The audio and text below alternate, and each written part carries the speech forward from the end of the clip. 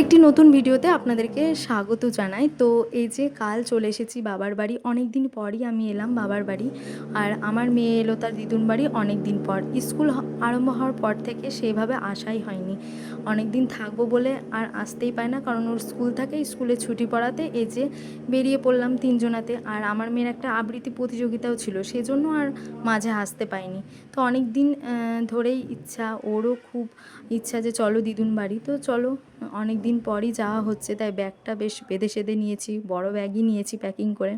তারপরে এই যে মাকে টাটা করে দিচ্ছে আমার মেয়েও, আর আমিও টাটা করে দিয়ে যে বেরিয়ে পড়লাম। তারপর বাড়ি পৌঁছে মায়ের বক্তব্য শুনে নাও। যেমন আমার এক্সপ্রেশন, আমার মেয়ে দেরি করে এলো, আমার চরম রাগ।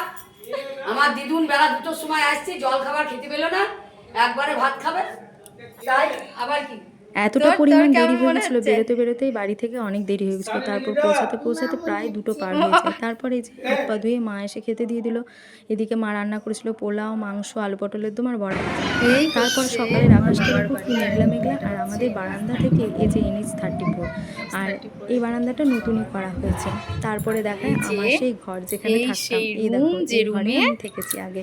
আর এই জায়গাটা না খুবই শান্তির একটা জায়গা। এই খাটটায় মানে এত ভালো লাগে বলবো।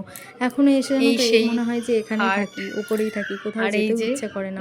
তো এই যে একটা জিনিস দেখাই, তোমাদের একটা জিনিস দেখাই। এখন মায়ের যত্ন নেয়, এখন আর নেওয়া হয় না। মা যেভাবে পারে সেভাবে গুছিয়ে রাখে। আগে ভালোভাবে রাখতাম আমি। যখন নাচ করতাম, আমার ছোট্টবেলাকার নাচের ছবি। এই ছবিটাতে অনেক স্মৃতি রয়েছে, যখনই দেখি অনেক স্মৃতি মনে পড়ে যায়। আর এটা নাচের প্রথমবার যে পরীক্ষাটা দিয়েছিলাম সেই পরীক্ষারই এই ছবিটা। আর আমার নাচ খুব প্রিয় ছিল, শিখতাম, অনেক দিন শিখেছিলাম। তারপর দিদিমণিটা চলে যাওয়াতে আর শেখা হয়নি সেভাবে। তো কি বলবো, এসেছি অনেক দিন পর, একটা আলাদাই অনুভূতি এই ঘরে। খুব ভালো লাগে আমার এই ঘরে কাটাতে, এখনও তাই। কোথাও যেতেও ইচ্ছা করে না, জানো তো, মনে হয় এখানেই থাকি। তো আজকের মতো ভিডিওটি এখানেই। ভালো লাগলে অবশ্যই একটা লাইক কমেন্ট করে দিও। টাটা।